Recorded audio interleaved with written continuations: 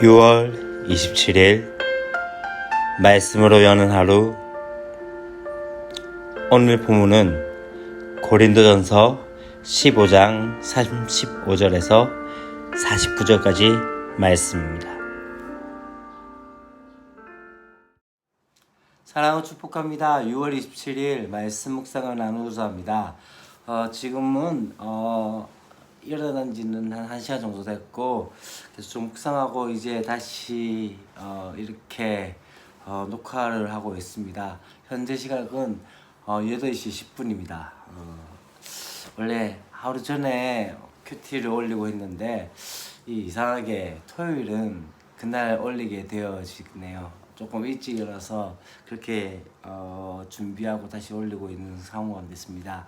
저희 아내가 계속적으로 저에게 타박을 주고 있습니다.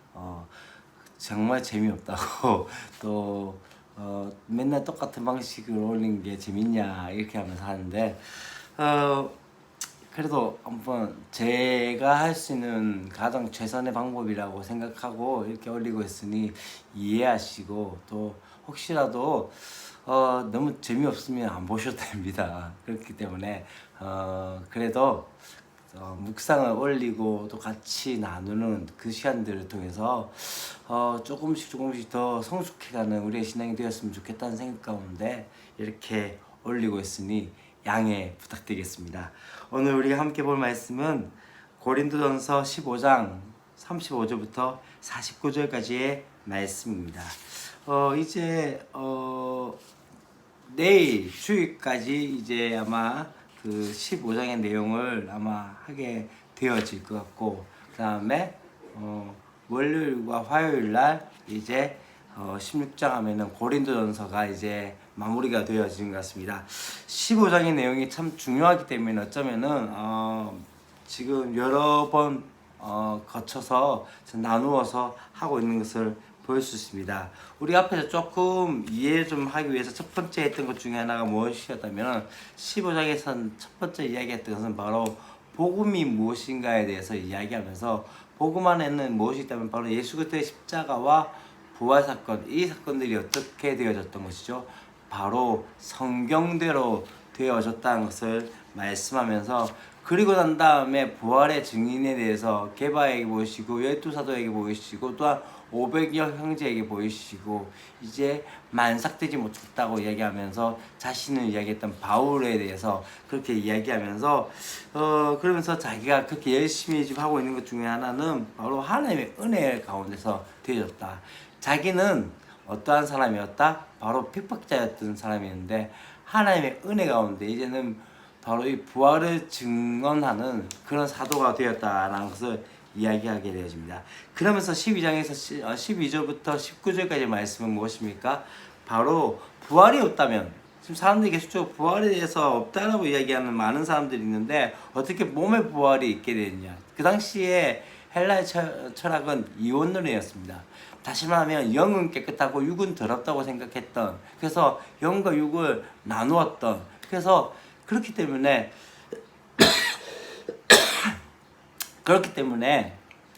예수님께서 몸으로 부활했다는 것에 대해서 부정했던 사람들이 있었던 것이죠. 그렇기 때문에 죽은 자의 부활에 대해서 이야기하면서 그것이 많이 없다면은 그리스도의 부활도 없었을 것이고, 또한 바울이 전하는 복음도 헛되었고, 또한 그것을 믿고 수고하는 모든 사람들의 수고가 헛되게 되어진다는 거죠. 부활이 없다면 여전히 우리는 죄 가운데 있게 되어지고, 또 이 땅의 삶이 전부라면 우리가 부활을 소망하며 그렇게 살았던 모든 인생들, 또 그리스도인들의 모든 사람들이 가장 불쌍한 인생이 되어질 수밖에 없다는 것을 이야기를 했습니다. 그리고 이제는 어떻게 되어집니까?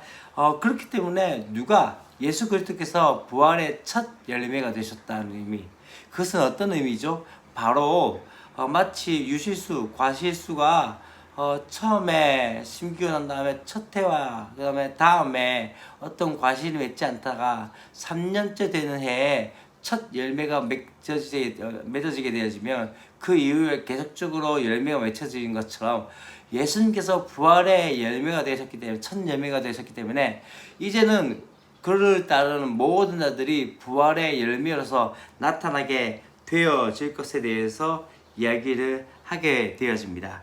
그렇기 때문에 그러고 난 다음에 이제 어떤 이야기를 합니까?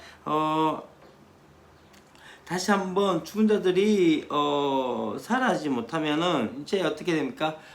세례받는 것도 헛되고 또한 이들이 계속적으로 수고했던 모든 것들이 헛되다라고 이야기하면서 그들의 삶을 통해서 부활을 증언하는 것을 이야기합니다. 벌써 5분이 되었네요. 그러고 난 다음에 이제 오늘 말씀 가운데 이제 하고 있는 것이죠.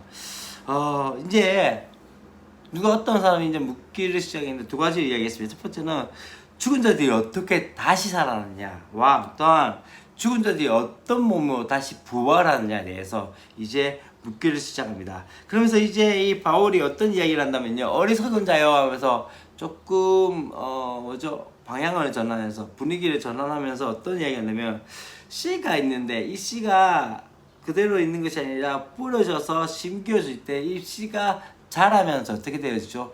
전혀 다른 모습으로 되어지는 것에 대해서 이야기를 하게 되어집니다.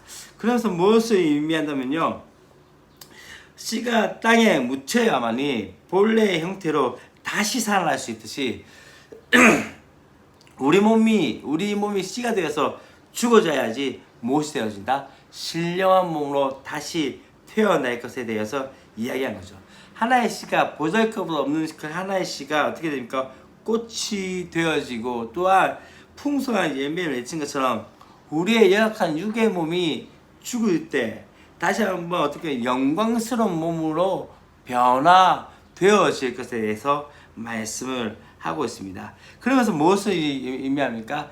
이 모든 상황들을, 이 모든 것을 하시는 분이 누구냐? 바로 창조주이신 하나님께서 그렇게 하게 되어진다는 거죠. 썩고 흩어진 몸이 다시 모여서 살과 뼈를 이루고 생기를 되찾는다는 것은 또한 육체를 가치 없는 것을 여기 그 당시에 철학으로서는 정말 도무지 상상할 수 없는 일이었습니다. 그렇기 때문에 어떻게 합니까? 어리석은 자여 하면서 그렇게 이야기를 하고 있는 것을 보게 되어집니다. 분명한 것은 무엇입니까? 우리의 몸이 다시 부활하게 되어질 때는 분명히 다른 몸으로, 달라진 몸으로 되어질 것에 대해서 말씀을 하고 있는 것을 볼 수 있습니다. 그러면서 어떤 이야기 합니까? 바로 뒤에 부분에서 이제 어떤 이야기를 하게 되어진다면요, 그런 이야기들이 되어집니다. 사람의 육체, 짐승의 육체, 새의 육체, 물고기 육체, 이 모든 것을 이야기하면서 어떤 것입니까? 다음 세대, 다시 말하면 사람의 육체에서 무엇이 나니까 사람이 나지 동물이 나지 않는 것이죠. 그와 같이 각자에게 그 다음 세대의 모습이 앞의 세대의 모습 가운데 되어진 것을 이야기를 하게 되어진 것이죠. 사실 이것을 좀 설명하고자 하면 이렇게 되어집니다. 간단하게 설명하고자 하면 이 여기서 35절부터 41절까지 말씀은 네 가지의 특징을, 원리를 볼 수 있습니다. 첫 번째, 원래의 몸의 모습은 죽고 어떻게 됩니까? 새로운 것이 나와야 하며 그 몸은 어떻게 됩니까? 다양하고 시작자에 따라서 다음 세대의 몸의 모습이 결정이 되어지는 것이죠. 하나님께서 이 모든 과정에 무엇입니까? 주인, 창조주이시고 주관자라는 것을 바로 41절까지의 말씀 가운데 하게 되어집니다. 이제 42절부터 어떤 이야기합니까? 하나님께서 이제 어떻게 합니까? 타락한 몸을 어떻게 해요? 영광스러운 몸으로 새 창조하신 분으로. 그래서 어떻게 되십니까? 부활의 몸은 어떤 몸이냐면요, 예전 몸과 같이 썩지 않고 강하고 신령하게 되어지는 것이죠.